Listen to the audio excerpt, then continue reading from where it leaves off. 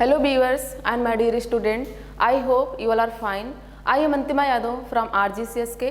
आज का हमारा टॉपिक है पेरिटोनियल डायलिसिस। आज हम बात करेंगे पेरिटोनियल डायलिसिस के बारे में। पेरिटोनियल डायलिसिस क्या होती है, इसके टाइप्स क्या होते हैं, इसके कॉन्ट्राइंडिकेशन क्या होता है, एडवांटेज एंड डिसएडवांटेज क्या होते हैं।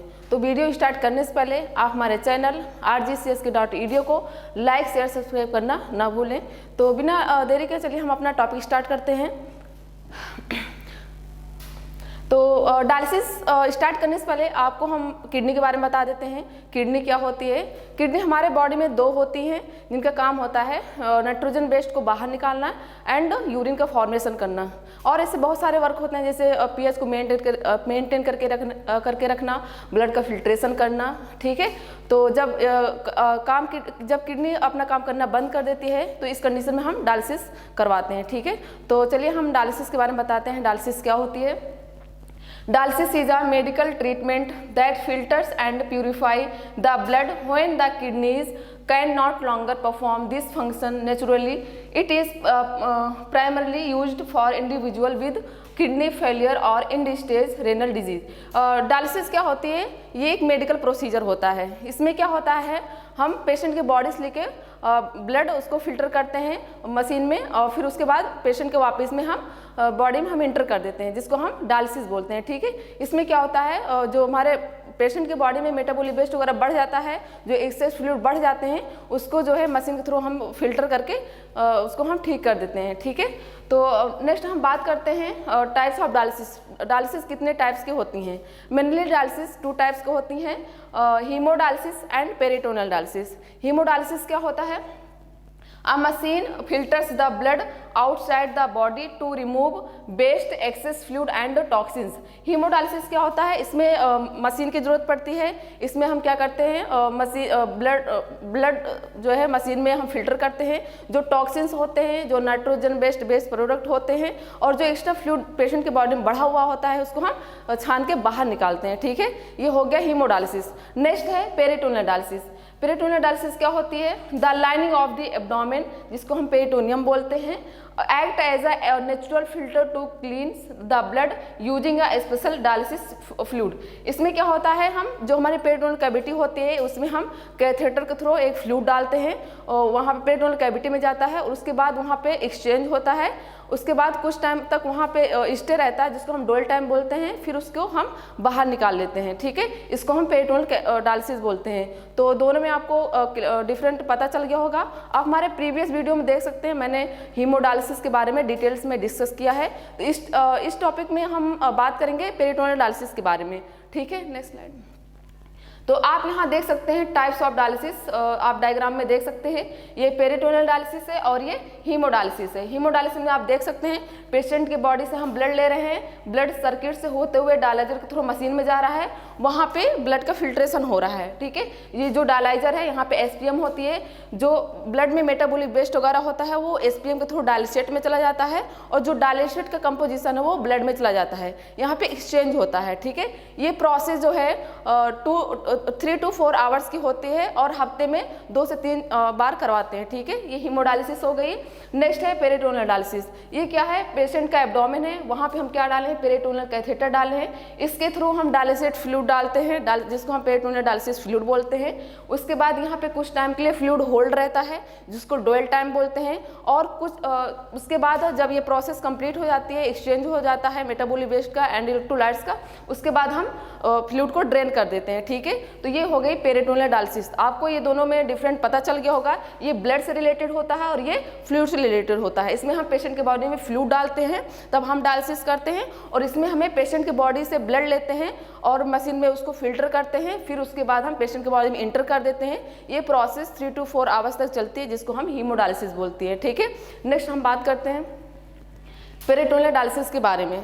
इंट्रोडक्शन है। Peritoneal dialysis is the process during which the peritoneal cavity act as reservoir for the dialysate and peritoneum serves as SPM across which excess body fluid and solute including uremic toxins are removed.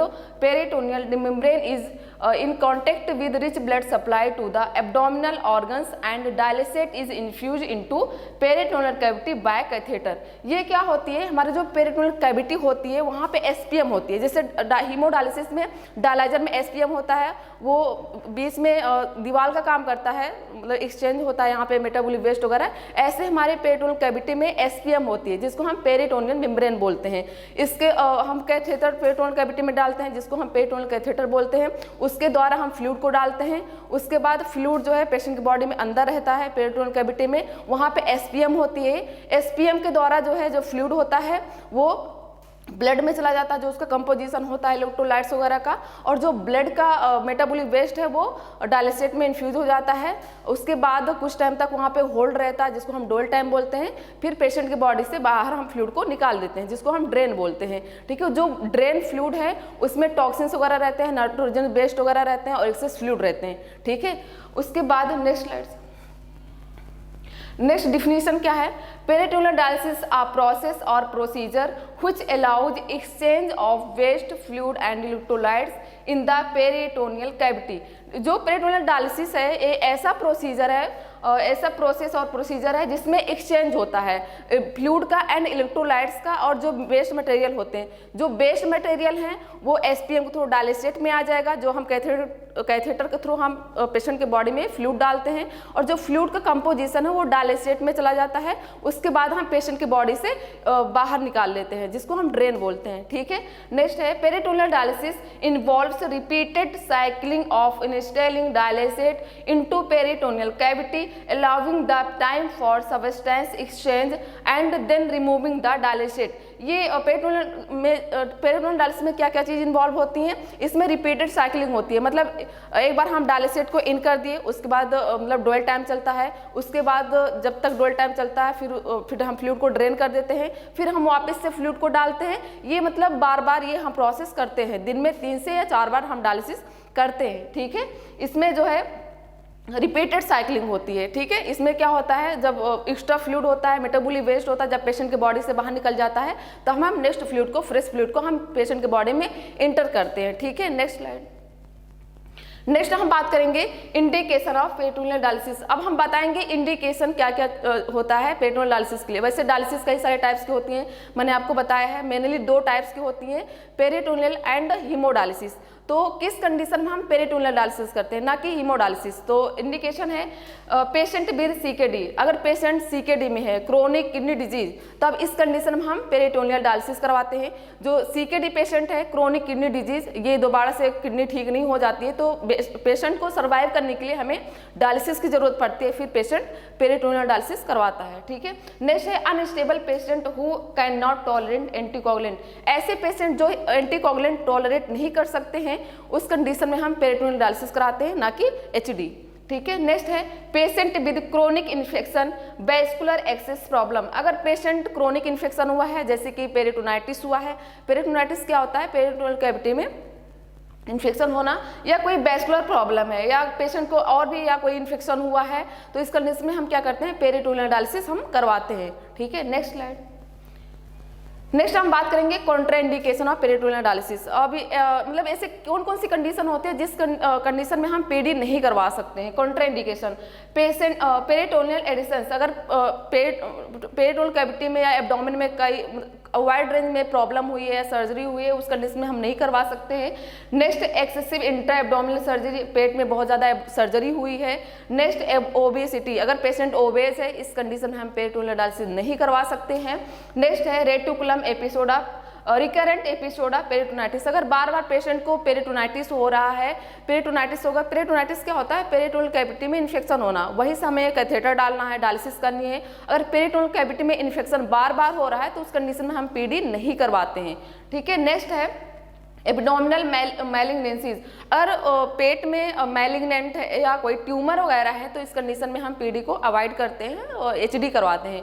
Next है respiratory disease या rupture डेरिवेटिकुलम की condition में भी हम PD नहीं करवाते हैं। तो ये बात हो गई कॉन्ट्राइंडिकेशन की कि किस किस कंडीशन में हम पीडी नहीं करवाते हैं। ओके, नेक्स्ट हम बात करेंगे एडवांटेज ऑफ पेरिटोनियल डायलिसिस।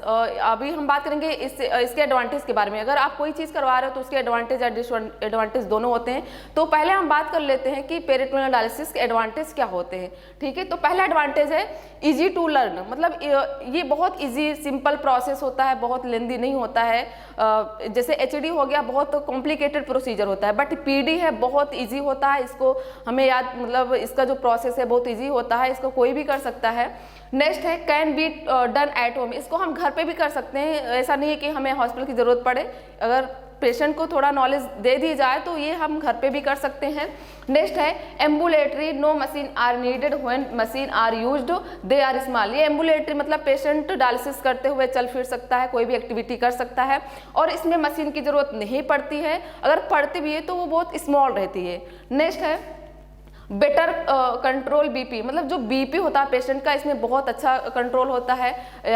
ठीक है, नेक्स्ट है less dietary and fluid restriction, इसमें जो है डाइट या फ्लूइड रिस्ट्रिक्शन बहुत कम होता है, पेशेंट कुछ भी खा पी सकता है। ठीक है, नेक्स्ट है ग्रेटर फ्रीडम इन शेड्यूल, इसमें जो है शेड्यूल कोई फिक्स नहीं होता है, आप जब मन हो तब आप डायलिसिस कर सकते हो, जब आप सुटेबल हो। ठीक है, तो ये सारे बात हो गई एडवांटेज के। इसके एडवांटेज क्या क्या हो सकते हैं। नेक्स्ट है हम बात करेंगे डिसएडवांटेज के बारे में। Next slide. अभी तो आपने एडवांटेज के बारे में देखा, अभी हम नेक्स्ट बात करेंगे इसके डिसएडवांटेज क्या क्या होते हैं। तो डिसएडवांटेज है टाइम कंज्यूमिंग, इसमें बहुत ज़्यादा टाइम लगता है। जैसे हीमोडायलिसिस में मैंने आपको बताया 4 घंटे लगते हैं, 4 से 5 घंटे, बट इसमें क्या है पेरिटोनियल डायलिसिस में 24 आवर्स की डायलिसिस होती है, इसलिए क्या बोला गया है टाइम कंज्यूमिंग। ठीक है, नेक्स्ट है स्टेराइल टेक्निक इज रिक्वायर, इसमें जो है टेक्निक जो स्टेराइल टेक्निक की बहुत ज़्यादा रिक्वायर होती है। वैसे हर एक प्रोसीजर में जो है स्टेराइल टेक्निक जरूरत पड़ती है, बट इसमें कुछ ज़्यादा ही पड़ती है क्योंकि हम पेरिटोनियल कैविटी में कैथेटर डाले हुए होते हैं। अगर थोड़ा सा भी हम हाइजीन तरीके से हम डायलिसिस नहीं करेंगे तो पेशेंट को बहुत सारे अनकंफर्टेबल सिम्टम्स अपीयर हो सकते हैं, जैसे कि पेरिटोनाइटिस मोस्ट कॉमन कॉम्प्लिकेशन होता है डायलिसिस पेशेंट का। नेक्स्ट है risk for peritonitis and peritoneal injury, और इसमें रिस्क होता है पेरिटोनाइटिस का, पेरिटोनियल कैविटी में इन्फेक्शन होने का, या पेरिटोनियल इंजरी, या पेरिटोनियल कैविटी में इंजरी हो सकती है क्योंकि वहाँ पे हम फ्लूइड डाल रहे हैं, काफ़ी लंबे समय तक होल्ड रहता है और वहाँ पे कैथेटर भी पड़ा रहता है, तो इसलिए थोड़ा चांसेस होता है इंजरी का। ठीक है, नेक्स्ट है contraindicated in abdominal surgeries chronic back pain और डेवलप ऑफ हर्निया, इसका भी कॉन्ट्राइंडिकेशन होता है, बैक पेन हो सकता है और हर्निया भी हो सकता है। हर्निया क्या होता है, कोई भी ऑर्गन अपनी जगह से प्रोट्रूट हो जाना या डिसलोकेट हो जाना, उसको हम हर्निया बोलते हैं, जो कि पेरिटोनियल डायलिसिस में थोड़ा कॉम्प्लिकेशन है इसका। ठीक है, तो नेक्स्ट हम बात करते हैं प्रोसीजर ऑफ पेरिटोनियल डायलिसिस, इसका प्रोसीजर क्या होता है, पेरिटोनियल डायलिसिस हम कैसे करते हैं। ठीक है, तो हम बात करें each peritoneal exchanges consist of 3 phases, मतलब जो पेरिटोनियल एक्सचेंजेस मैंने आपको पहले ही बता रखा है, इसमें एक्सचेंज करते हैं फ्लूइड का। ठीक है, तो इसमें 3 फेजेस होते हैं। पहला फिल, जिसको हम इन्फ्यूजन बोलते हैं, हम फ्लूइड का इन्फ्यूज करते हैं। डायलिसेट होता है, डायलिसिस फ्लूइड होता है, मार्केट में रेडीमेड बना बनाया रहता है, उसमें कंपोजिशन होता है इलेक्ट्रोलाइट्स वगैरह का, एंटीबायोटिक्स वगैरह जो पेशेंट के बॉडी में कमी रहती है, उसको हम कैथेटर द्वारा हम पेशेंट के बॉडी में पेरिटोनियल कैविटी में इन करते हैं, जिसको हम फिल या इन्फ्यूजन बोलते हैं। नेक्स्ट है डोल टाइम, जब तक पेरिटोनियल कैविटी में फ्लूइड होल्ड रहता है इसको हम डोल टाइम बोलते हैं।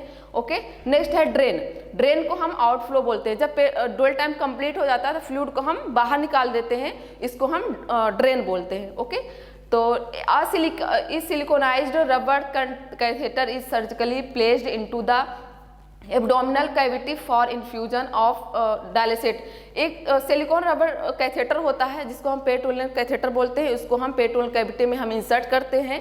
ठीक है, किसके लिए, ताकि हम डायलिसेट को इन्फ्यूज कर सकें कैथेटर के द्वारा। ठीक है, usually 1 to 2 litre of dialysate is infused by gravity infusion phase, इसमें हम कैथेटर के द्वारा 1 to 2 लीटर हम फ्लूइड को इंसर्ट करते हैं, जिसको हम इन्फ्यूजन बोलते हैं, इन्फ्यूजन फेज बोलते हैं।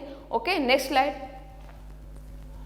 फ्लूइड स्टेट जिसको हम डुअल टाइम बोलते हैं in the gravity for a specialised time prescribed by the nephrologist. जो फ्लूइड है इन्फ्यूजन के बाद पेरिटोनियल कैविटी में होल्ड रहता है जिसको हम डुअल टाइम बोलते हैं। वैसे डुअल टाइम 30 मिनट का होता है, बाकी डिपेंड करता है कि डॉक्टर ने या नेफ्रोलॉजिस्ट कितने टाइम के लिए प्रिस्क्राइब किया है। अलग अलग पेशेंट की कंडीशन पे ये डिपेंड करता है कि कितने टाइम तक फ्लूइड को पेरिटोनियल कैविटी में होल्ड करना है, बाकी ये डिसाइड नेफ्रोलॉजिस्ट करता है। ठीक है, नेक्स्ट है fluid then flow out the body जिसको हम ड्रेन बोलते हैं by the gravity into the drainage bag. उसके बाद जब डुअल टाइम कंप्लीट हो जाता है तो जो फ्लूइड है वो हम वापस बाहर निकाल लेते हैं कैथेटर के द्वारा जिसको हम ड्रेन बोलते हैं। किस में निकालते हैं? ड्रेनेज बैग में। ये डुअल टाइम होता क्या मैं आपको बता देती हूँ, बार बार ये वर्ड आ रहा है। डुअल टाइम क्या होता है, जैसे हमने फ्लूइड डाला पेरिटोनियल कैविटी में, ठीक है, जो फ्लूइड का कंपोजिशन है इलेक्ट्रोलाइट्स वगैरह का वो एसपीएम के थ्रू कहाँ चला जाता है? ब्लड में चला जाता है। और जो ब्लड का मेटाबॉलिक वेस्ट वगैरह या नाइट्रोजन वेस्ट वगैरह बढ़ा हुआ है वो एसपीएम के थ्रू डायलिसिस में चला जाता है, यहाँ पे एक्सचेंज हो जाता है। ठीक है, ऑस्मोसिस या डिफ्यूजन के थ्रू, जिसको हम डुअल टाइम बोलते हैं। ठीक है, नेक्स्ट है नोट में लिखवाया गया है peritoneal outflow. Peritoneal outflow journey called as peritoneal influent contain the dialysis and excess waste electrolytes and nitrogen based product. ये जो पेरिटोनियल आउटफ्लो है इसको हम जनरली क्या बोलते हैं? Peritoneal influential. इसमें क्या क्या होता है? एक्सेस फ्लूइड होता है, नाइट्रोजन बेस्ड प्रोडक्ट वगैरह होता है। ठीक है, और the 3 phases of the process infusion और fill dwell time and outflow. Outflow के या ड्रेन भी हम बोलते हैं। Make up one peritoneal dialysis exchange. ये जो 3 phases हैं एक डायलिसिस एक्सचेंज कंप्लीट करते हैं। जैसे इन्फ्यूजन हो गया, डुअल टाइम हो गया, ड्रेन हो गया। जब ये 1 साइकिल कंप्लीट हो जाती है तो वापस हम फ्रेश फ्लूइड को एंटर करते हैं, फिर ये प्रोसेस चलती है, फिर उसके बाद हम बाहर निकाल देते हैं। तो ये प्रोसेस हम दिन में 3 से 4 बार करते हैं। बाकी डिपेंड करता है कौन सी टाइप्स की डायलिसिस है, क्योंकि पेरिटोनियल डायलिसिस भी कई सारे टाइप्स की होती है और उसके हिसाब से हम जो है टाइम को या उसका जो एक्सचेंजेस होता है हम डिसाइड करते हैं। ठीक है, नेक्स्ट स्लाइड। नेक्स्ट हम बात करते हैं प्रोसेस के बारे में। इसमें मतलब प्रोसेस क्या क्या होती है? PD occurs through diffusion and osmosis across the SPM and capillaries. जो पेरिटोनियल डायलिसिस होता है इसमें डिफ्यूजन होता है, ऑस्मोसिस होता है, इसी के थ्रू ही एक्सचेंज होता है। ठीक है, जो हमारे वेस्ट मटेरियल्स वगैरह हैं, एक्सेस फ्लूइड वगैरह हैं। The peritoneal membrane is large porous. ये जो हमारी पेरिटोनियल मेम्ब्रेन होती है इसके जो पोर होते हैं बहुत लार्ज होते हैं। It allows solute and water to move from the area of lower high concentration in the blood and area of lower concentration in dialysing fluid diffusion. इसमें क्या होता है, जो मेटाबॉलिक वेस्ट वगैरह है ये higher concentration to lower concentration जाते हैं। ठीक है, जिसको हम क्या बोलते हैं? डिफ्यूजन बोलते हैं। ओके, नेक्स्ट है the fluid and waste product dialysed from patient move through blood vessels wall interstitial tissue and the peritoneal membrane and are removed when dialysing fluid drain from the body. ये जो हमारे waste product है ये move करते हैं किसके through? Blood vessels हो गया, इंटरस्टिशियल स्पेस हो गया, डायलिसिस पेरिटोनियल मेम्ब्रेन हो गई, ये इसके थ्रू जो है डायलाइसिस के बाद ये जो है रिमूव हो जाते हैं। ठीक है, ड्रेनेज बैग में। ठीक है, आपको आई होप आपको ये समझ में आ गया होगा प्रोसीजर। Next slide. नेक्स्ट हम बात करते हैं ऐसे कौन कौन से फैक्टर्स होते हैं जो डायलिसिस के क्लियरेंस को अफेक्ट कर सकते हैं। तो factors affecting peritoneal dialysis efficiency, मतलब जो डायलिसिस हो रही है पेरिटोनियल डायलिसिस, ऐसे कौन कौन से फैक्टर्स होते हैं जो डायलिसिस को अफेक्ट कर देते हैं। जैसे कि है decreased peritoneal membrane permeability caused by infection और स्कैरिंग। मतलब जो पेरिटोनियल मेम्ब्रेन है, एसपीएम है, वो मतलब डिक्रीज हो जाती है किसके द्वारा? इन्फेक्शन या स्कैरिंग। वहाँ पे अगर इन्फेक्शन हो गया या स्कैरिंग हो गया है तो जो परमिएबिलिटी होती है वो डिक्रीज हो जाती है, तो ये डायलिसिस में इफेक्ट कर सकते हैं। ठीक है, डायलिसिस क्लियरेंस नहीं हो पाता अच्छे से इनकी वजह से। नेक्स्ट है वैस्कुलर डिजीज, या कोई वैस्कुलर डिजीज हुई है, इनकी वजह से भी डायलिसिस सही से नहीं हो पाती है और जो क्लियरेंसी है मतलब वो अफेक्ट कर देती है। ठीक है, इफिशियंसी को डायलिसिस। नेक्स्ट है डिक्रीज परफ्यूजन और पेरिटोनियम। जो पेरिटोनियम में परफ्यूजन हो रहा है अगर वो डिक्रीज हो रहा है तो ये सारे फैक्टर्स जो है अफेक्ट कर सकते हैं। ठीक है, पेरिटोनियल डायलिसिस को। ठीक है, नेक्स्ट है डायलिसेट एडिटिव्स। मतलब इसमें डायलिसेट में क्या क्या चीज़ें मतलब इन्वॉल्व रहती है, क्या क्या चीज़ें ऐड रहती है। Heparin may be added to the dialysis to prevent clotting of the catheter और ट्यूबिंग। जो हिपैरिन होता है, आपको मैं हिपैरिन के बारे में बता देती हूँ कि हिपैरिन क्या होता है। हिपैरिन एक एंटीकोगुलेंट होता है, मतलब ये क्लॉट को हटाता है, ठीक है। ड्यूरिंग डायलिसिस हमारा ब्लड की जरूरत पड़ती है थोड़ा बहुत, जो ट्यूबिंग है, ठीक है, वहाँ पे ये हिपैरिन क्या करता है, प्रिवेंट करता है ताकि वहाँ पे क्लॉट ना हो पाए। अगर क्लॉट होगा तो जस्ट हिपैरिन क्या करेगा, वो क्लॉट को हटा देगा, ठीक है। तो हिपैरिन क्या करता है, उसको हम डायलिसिस में इन करते हैं ताकि ये जो कैथेटर या ट्यूबिंग में ब्लड का क्लॉट ना हो पाए, ठीक है। नेक्स्ट है other agents include potassium and antibiotics. और हम एजेंट्स यूज कर सकते हैं जैसे पोटेशियम हो गया, एंटीबायोटिक्स हो गया, ये सारी चीजें हम यूज कर सकते हैं। नेक्स्ट हम बताएंगे एंटीबायोटिक्स क्या होती है। Antibiotics is given by intraperitoneal routes when peritonitis is prevent to suspected. Antibiotics क्या होती है, ये इंट्रापेरिटोनियल रूट से हम देते हैं, जो कि हम क्या करते हैं, अगर पेरिटोनाइटिस का चांसेस रहता है तो उसको हम प्रिवेंट करते हैं, उसको हम बचा लेते हैं, पेरिटोनाइटिस नहीं हो पाता है। तो आपको समझ में आ गया होगा एंटीबायोटिक्स क्या होता है, ये हम इन्फेक्शन को प्रिवेंट करने के लिए हम देते हैं, ठीक है। नेक्स्ट हम बात करेंगे टाइप्स ऑफ पेरिटोनियल डायलिसिस। अब पेरिटोनियल डायलिसिस के भी कई सारे टाइप्स होते हैं, ठीक है। तो पहला है there are 3 different types of PD के 3 टाइप्स होते हैं। जैसे कि पहला है सीएपीडी। सीएपीडी क्या होता है, जिसका फुल फॉर्म होता है कंटिन्यूअस एम्बुलेटरी पेरिटोनियल डायलिसिस, ठीक है। तो does not require a machine, exchange often refer to as passes can be done 3 to 5 times a day during walking hours. इसमें क्या होता है, इसमें मशीन की जरूरत नहीं पड़ती है। इसका जो एक्सचेंज होता है दिन भर में हम 3 to 5 times करते हैं जब पेशेंट वॉक कर रहा है, मतलब पेशेंट कोई भी सीएपीडी में पेशेंट कोई भी एक्टिविटी कर सकता है, चलते फिरते या कोई काम कर सकता है, ठीक है। इसका जो एक्सचेंजेस होता है दिन में 3 से 4 बार हम कर सकते हैं और इसमें मशीन की जरूरत नहीं पड़ती है, ठीक है। नेक्स्ट है सीसीपीडी। सीसीपीडी का फुल फॉर्म होता है कंटिन्यूअस साइक्लिंग पेरिटोनियल डायलिसिस। ये क्या होता है, required the use of a special dialysis machine that can be use in the home. This type of machine done automatically even when patient are asleep, ठीक है। ये जो पेरिटोनियल सीसीपीडी होती है, इसमें मशीन की जरूरत पड़ती है और ये होम पे भी कर सकते हैं, घर पे भी कर सकते हैं। और ये जो मशीन होती है ऑटोमेटिकली वर्क करती है, ठीक है। अगर जब पेशेंट सो रहा है तो तब भी हम डायलिसिस कर सकते हैं, ठीक है।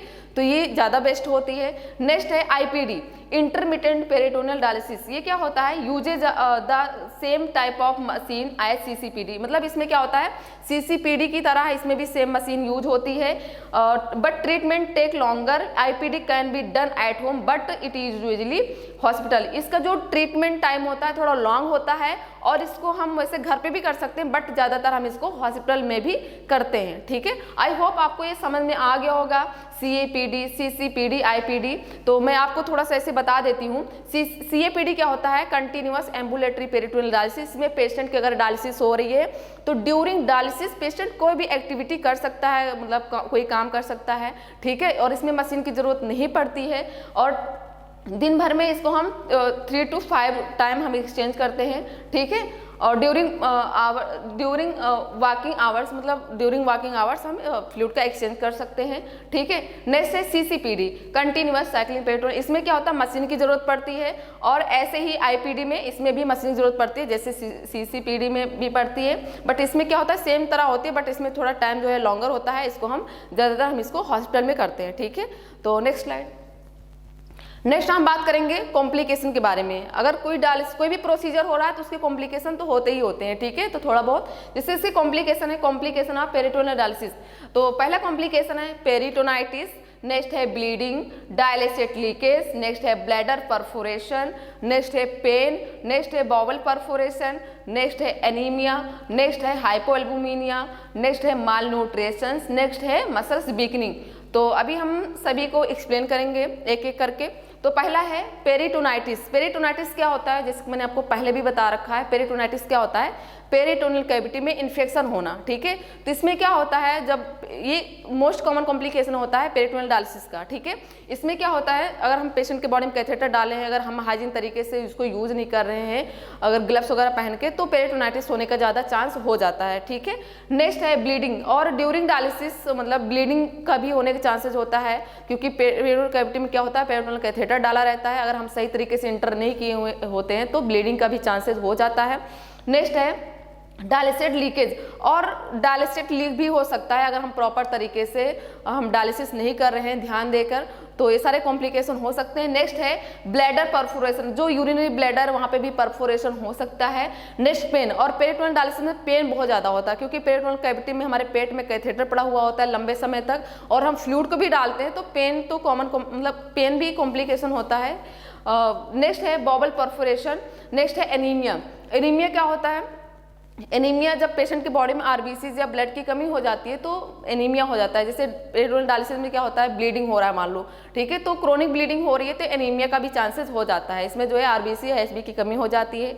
नेक्स्ट है हाइपोएल्बुमिनिया, इसमें जो है एल्बुमिन की भी कमी हो जाती है, प्रोटीन्स वगैरह की कमी हो जाती है। जैसे अभी मैंने आपको बताया जो पेरिटोनियल मेम्ब्रेन होती है जो उसका पोरस साइज होता है थोड़ा लार्ज होता है, तो ड्यूरिंग डायलिसिस प्रोटीन ज़्यादा लॉस हो जाती है, तो इसलिए जो है हाइपोएल्बुमिनिया ये भी कॉम्प्लिकेशन कॉमन होता है, ठीक है। नेक्स्ट है माल न्यूट्रिशन, और न्यूट्रिएंट्स की भी पेशेंट के बॉडी में कमी हो जाती है, ठीक है। नेक्स्ट है मसल्स वीकनिंग, काफ़ी लंबे समय तक कैथेटर पड़े होने की वजह से और काफ़ी लंबे समय तक पेरिटोनियल कैविटी में फ्लूइड होल्ड रहता है, इसकी वजह से जो डायलिसिस जो मसल्स होती है एब्डोमेन की वो भी वीक हो सकती है। तो ये सारे कॉम्प्लिकेशन होते हैं जो कि सारे कॉमन हैं, बट कुछ कॉम्प्लिकेशन बहुत रेयर होते हैं, बट ज़्यादा मोस्ट कॉमन कॉम्प्लिकेशन होता है पेरिटोनाइटिस। ओके, नेक्स्ट हम बात करेंगे प्री डायलिसिस केयर। हम डायलिसिस करने से पहले किन किन चीज़ों को हमें ध्यान रखना पड़ता है, ठीक है। तो प्री डायलिसिस केयर में है document vital sign including temperature, pulse and BP, these baseline data help to assess fluid volume status and tolerance of the dialysis procedure. ये जो पेशेंट का डायलिसिस करने से पहले हम पेशेंट का वाइटल साइन लेते हैं। वाइटल साइन में आता है temperature, pulse rate, respiration, SpO2, ये सारी चीज़ें होती है। तो इसको हम डायलिसिस करने से पहले हम इसको ले लेते हैं ताकि हम उसी बेस पे हम पेशेंट की डायलिसिस करें ताकि पेशेंट अच्छे से टॉलरेट कर सके, ठीक है। नेक्स्ट है check the weight dialysis, check the weight daily before the dialysis, और डायलिसिस करने से पहले हमें रोज वेट चेक करना चाहिए इसी ताकि हम कंपेयर कर सकें हम नेक्स्ट प्रीवियस डायलिसिस में कितना फ्लूइड का रिमूवल हुआ था और अभी कितना फ्लूइड बढ़ा हुआ है, उसी बेस पे हम यूएफ वगैरह मतलब फ्लूइड का रिमूवल करते हैं, ठीक है। तो प्री डायलिसिस वेट लेना बहुत ज़्यादा कंपलसरी होता है। नेक्स्ट है note 1 serum electrolytes and creatinine, pH, haematocrit level prior to peritoneal dialysis to periodically help to assess the efficiency of the dialysis. और डायलिसिस करने से पहले हम 1 इलेक्ट्रोलाइट्स, क्रिएटिन, पीएच वगैरह, हीमेटोक्रिट वगैरह हम ले लेते हैं, नोट कर लेते हैं ताकि हम डायलिसिस के बाद हम कंपेयर कर सकें कि पहले कितना नाइट्रोजन बेस्ड वगैरह था और बाद में कितना हुआ है, तो एडिक्वेसी हम अच्छे से सही से निकाल सकते हैं, ठीक है, कंपेयर कर सकते हैं, तो इससे हमें पता चलेगा कि कितनी हमारी डायलिसिस इफेक्टिवनेस है, ठीक है। तो ये बात हो गई प्री डायलिसिस केयर की। नेक्स्ट हम बात करेंगे measure and record abdominal girth and increase abdominal girth में indicate retired dialysate excess fluid volume और ईयरली पेरिटोनाइटिस। और हम जो एब्डोमिनल गर्थ होती है पेशेंट की उसको हम रिकॉर्ड में रखते हैं। अगर इससे क्या होता है कि अगर इंक्रीज हुआ है तो इसमें जो है या तो चांस है पेरिटोनाइटिस का या तो एक्सेस फ्लूइड वगैरह वहाँ पे बढ़ा हुआ है, रिटेंड हो गया है, ठीक है। तो अगर एब्डोमिनल की जो गर्थ है अगर वो इंक्रीज है तो ये इंडिकेट करता है कि जो फ्लूइड है या तो वहाँ पे इकट्ठा हुआ है, रिटेंड है, या तो ईयरली पेरिटोनाइटिस होने के चांसेस होते हैं, ठीक है। नेक्स्ट है maintain fluid and dietary restriction as order help to reduce hypervolaemia and control azotaemia. जो डाइटरी होता है उसको हम डाइट पे हम रिस्ट्रिक्शन लगाते हैं।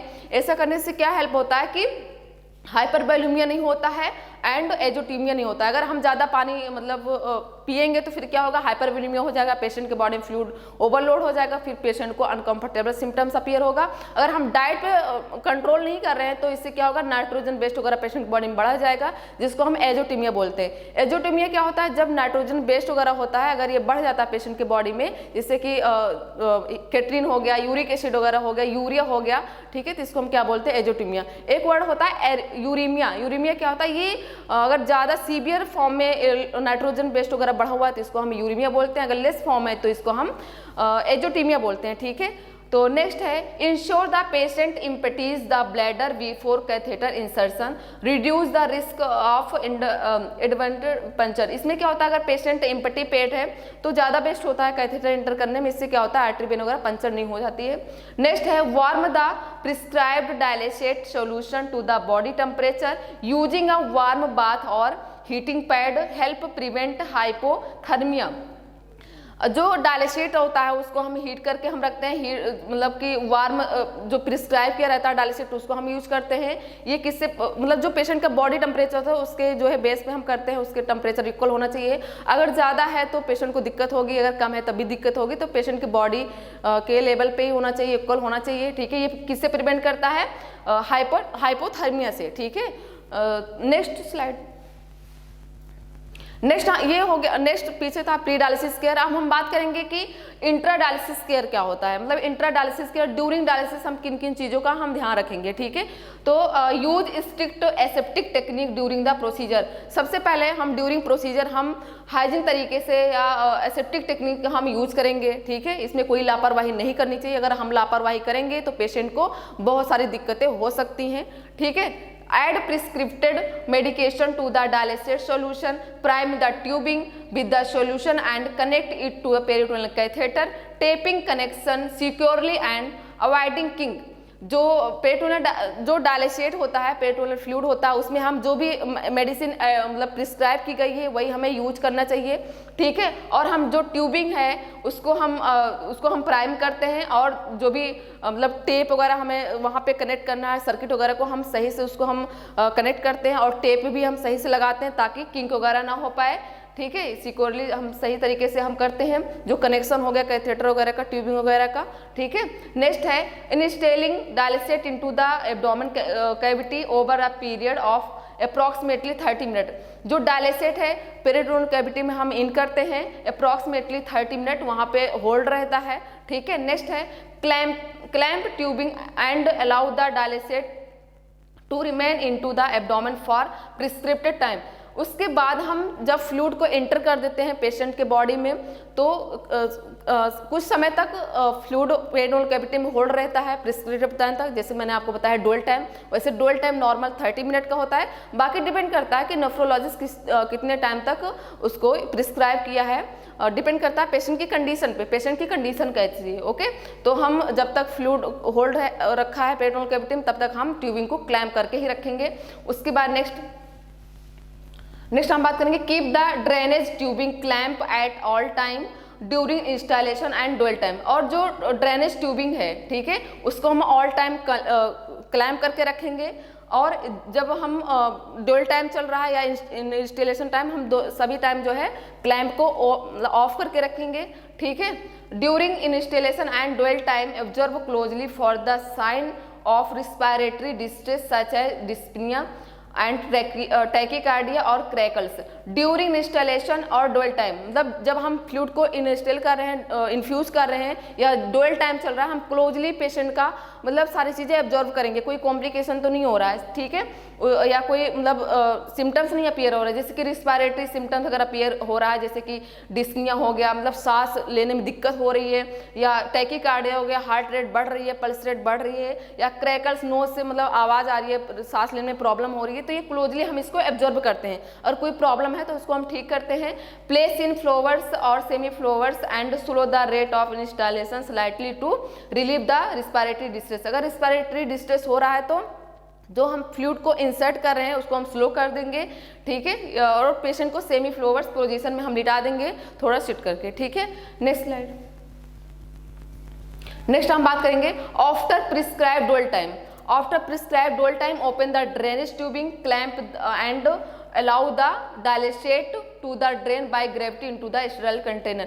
जब डुअल टाइम कंप्लीट हो जाता है, जितने टाइम तक डुअल टाइम प्रिस्क्राइब किया गया है, उसके बाद हम क्लैम्प को ट्यूबिंग को ऑन कर देंगे। उसके बाद जो डायलिसेट हुआ है उसको हम ड्रेनेज बैग में या कंटेनर में हम रिमूव कर देंगे, ठीक है।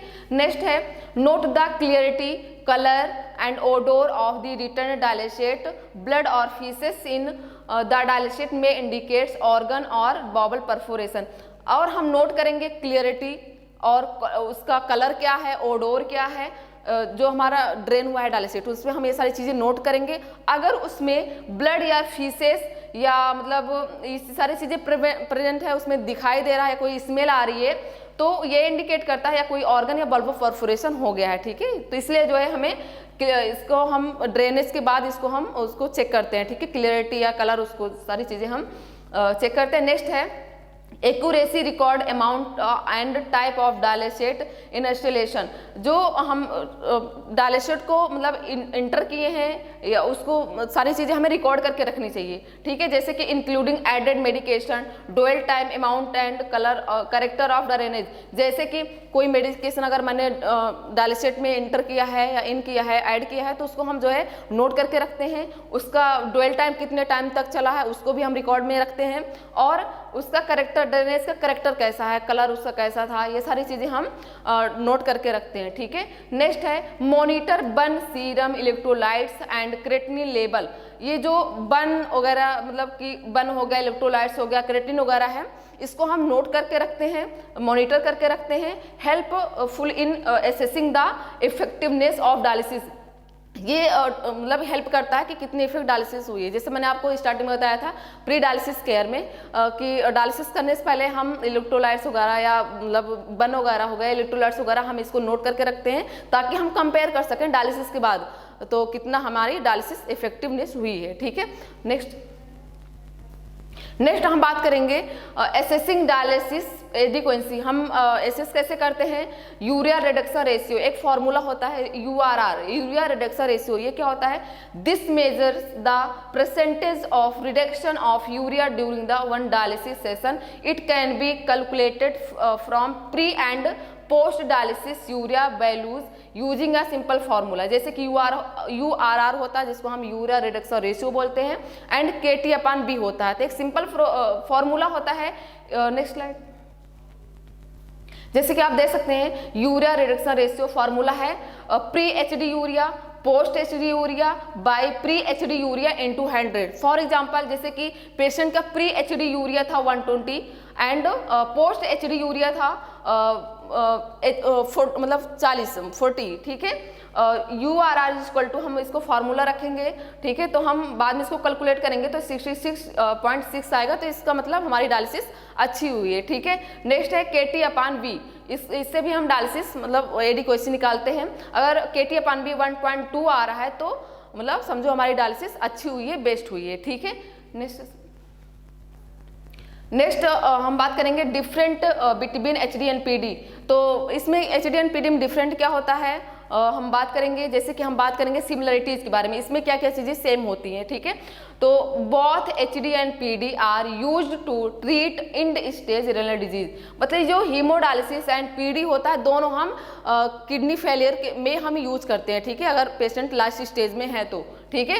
Both method aim to remove waste product excess fluid and electrolytes from the blood. मतलब जो दोनों मेथड हैं, चाहे हो गया HD चाहे PD हो गया, दोनों का एम होता है, लक्ष्य होता है excess fluid and nitrogen waste को रिमूव करना, ठीक है। नेक्स्ट है both require regular session to maintain optimal health. और दोनों को रेगुलर सेशन की जरूरत पड़ती है, ठीक है। तो ये सिमिलरिटीज हो गई हैं। Next point. नेक्स्ट है डिफरेंसेस। इसमें डिफरेंट क्या है प्रोसीजर में? HD में क्या है? Blood is pumped out the body filter through a dialyser and then return to the body. HD में क्या करते हैं? हम पेशेंट के बॉडी से ब्लड लेते हैं, ठीक है, पेशेंट के बॉडी से होते हुए ब्लड सर्किट से होते हुए डायलाइजर में जाएगा, वहाँ पे फिल्टर होएगा मशीन में, फिर पेशेंट के बॉडी में एंटर कर देते हैं, ठीक है। तो ये हो गया HD, ठीक है। ये प्रोसेस मतलब 3 to 4 आवर्स तक चलती रहती है, हफ्ते में इसको हम 3 से 4 बार करवाते हैं। और PD क्या है? A dialysis solution is infuse into the peritoneal cavity, absorb waste product and then drain. PD में क्या होता है? हम जो डायलिसिस सोल्यूशन होता है उसको हम पेरिटोनियल कैविटी में इंसर्ट करते हैं, उसके बाद जो मेटाबॉलिक वेस्ट है ब्लड का वो डायलिसेट में आ जाएगा, डायलिसेट का कंपोजिशन वो ब्लड में आ जाएगा, और उसके बाद हम जो वेस्ट मटेरियल है उसको हम ड्रेन कर देते हैं। ये हो गया PD। मतलब जो HD है वो ब्लड से रिलेटेड है, पेशेंट के बॉडी से हम ब्लड लेके मशीन में फिल्टर करते हैं, फिर पेशेंट के बॉडी में इंटर कर देते हैं, ब्लड से रिलेटेड है। और जो PD है हम एक फ्लूइड डालते हैं, पेरिटोनियल डायलिसिस फ्लूइड हो गया कैथेटर के थ्रू, वहाँ पे जो है इन्फ्यूजन डुअल टाइम ड्रेन चलता है, ये साइकिल कंप्लीट होते हैं जिसको हम पेरिटोनियल डायलिसिस बोलते हैं, ठीक है। यहाँ पे फ्लूइड का एक्सचेंज होता है, ठीक है। Next slide. नेक्स्ट हम बात करेंगे एक्सेस के बारे में। एक्सेस मतलब हम कहाँ कैसे कैसे हम डायलिसिस करते हैं, कहाँ कहाँ से ब्लड लेके हम डायलिसिस कर सकते हैं, इसका एक्सेस क्या क्या है। तो हम बात करेंगे एचडी के बारे में। एचडी में रिक्वायर्स ऑफ वैस्कुलर एक्सेस, इसमें जो है वैस्कुलर एक्सेस जरूरत पड़ती है। एग्जाम्पल में आर्टियोवेनस फिस्टुला हो गया, ग्राफ्ट हो गया, कैथेटर हो गया, ठीक है। हमें डायलिसिस करने के लिए हमें वैस्कुलर एक्सेस की जरूरत पड़ती है, जैसे कि वैस्कुलर एक्सेस 2 टाइप्स के होते हैं, मतलब टेम्परेरी एंड परमानेंट। टेम्परेरी में आता है जुगुलर हो गया, सबक्लेवियन हो गया, फीमोरल हो गया, यहाँ से हम ब्लड लेके डायलिसिस कर सकते हैं। परमानेंट में हो गया AV fistula and AV graft. AV fistula क्या होता है, आर्टरी वेनस को हम कनेक्ट करते हैं, जिस प्रोसेस को हम एनास्टोमोसिस बोलते हैं, तब जाके एक फिस्टुला बनता है, वहां से हम पेशेंट की बॉडी से ब्लड लेके डायलिसिस करते हैं। और पीडी में क्या होता है, रिक्वायर है पेरिटोनियल कैथेटर। इसमें क्या होता है, हमें एक सिर्फ कैथेटर की जरूरत पड़ती है, जो कि वो कैथेटर होता है पेरिटोनियल कैविटी में इंसर्ट कर देते हैं, उसके द्वारा हम फ्लूइड को इंसर्ट करते हैं, फिर हम डायलिसिस करते हैं। ओके, नेक्स्ट है frequencies. HD typically perform 3 times a week for 3-4 hours per session. मतलब जो हीमोडायलिसिस है वीक में 3 टाइम्स हम इसको परफॉर्म करते हैं और 3 से 4 घंटे का सेशन होता है, ठीक है, हीमोडायलिसिस में। और पीडी में क्या होता है, can be perform manually CAPD और using a machine APD at night with multiple exchanges out through out the body. इसमें क्या होता है, हम मशीन में CAPD में हम मशीन यूज करते हैं और इसको हम नाइट में भी मल्टीपल एक्सचेंजेस होता है, जिसके हम फ्लूइड लेके हम डायलिसिस करते हैं, और इसमें 24 आवर्स की डायलिसिस होती है, ठीक है। Next slide. नेक्स्ट हम बात करते हैं लोकेशन के बारे में, ठीक है। एचडी मतलब हम किन किन जगहों पे हम डायलिसिस कर सकते हैं, तो हम बात करेंगे एचडी के बारे में। एचडी क्या है, usually perform in a dialysis centre और हॉस्पिटल। जो हीमोडायलिसिस होता है इसको हम डायलिसिस सेंटर या हॉस्पिटल में ही परफॉर्म कर सकते हैं, क्योंकि कॉम्प्लिकेटेड प्रोसीजर होता है, ठीक है। नेक्स्ट है पीडी। पीडी में क्या है, can be perform at home in a clinic और इन अ हॉस्पिटल। इसको हम घर पे भी परफॉर्म कर सकते हैं, क्लिनिक या हॉस्पिटल में भी परफॉर्म कर सकते हैं, क्योंकि ये इजी टू लर्न होता है और इसमें ज़्यादा मतलब बहुत सिंपल प्रोसीजर होता है, ठीक है। नेक्स्ट है इक्विपमेंट। अब हम बात करेंगे कि क्या क्या चीज़ें यूज होती हैं, सिमिलरिटीज क्या क्या है इक्विपमेंट में। एचडी की हम बात करें तो require a dialyser, dialysis machine and other equipment. मतलब जो डायलिसिस करने के लिए हमें डायलाइजर की जरूरत पड़ती है, जिसको हम आर्टिफिशियल किडनी बोलते हैं। डायलाइजर में ही ब्लड फिल्टर होता है, इसलिए हमें डायलाइजर की जरूरत पड़ती है, और मशीन की जरूरत पड़ती है, और ब्लड सर की जरूरत पड़ती है, ठीक है। और पीडी में क्या होता है, require a peritoneal catheter, dialysis solution and a machine. इसमें क्या होता है कि इसमें पेरिटोनियल कैथेटर की जरूरत पड़ती है और डायलिसिस सॉल्यूशन की जरूरत पड़ती है, जिसको हम पीडी फ्लूइड भी बोलते हैं, एंड मशीन की जरूरत पड़ती है अगर हम APD कर रहे हैं तो, ठीक है। Next slide. अब हम बात करेंगे कॉस्ट के बारे में। मतलब इसमें क्या है, एचडी में generally more expensive than PD, specially for in centre treatment. जो एचडी होती है ज़्यादा एक्सपेंसिव, ज़्यादा महंगी होती है कंपेयर टू पीडी, क्योंकि पीडी बहुत मतलब बहुत इजी है, मतलब ज़्यादा इसमें इक्विपमेंट वगैरह की जरूरत नहीं पड़ती है, इसलिए सस्ती पड़ती है एचडी के कंपेयर में। क्योंकि एचडी है उसको हम मतलब हॉस्पिटल में यूज करते हैं, डायलिसिस सेंटर की जरूरत पड़ती है, तो इसके जो इक्विपमेंट वगैरह होते हैं थोड़ा महंगे होते हैं, ठीक है। और जो पीडी है can be more cost effective specially for home treatment. ये जो है थोड़ा महंगी पड़ती है अगर हम घर पे यूज कर रहे हैं तो, ठीक है। आई होप आपको मेरा सेशन पसंद आया है। ऐसी वीडियो देखने के लिए आप हमारे चैनल rgcsk.edu को लाइक शेयर सब्सक्राइब करना ना भूलें। Thank you.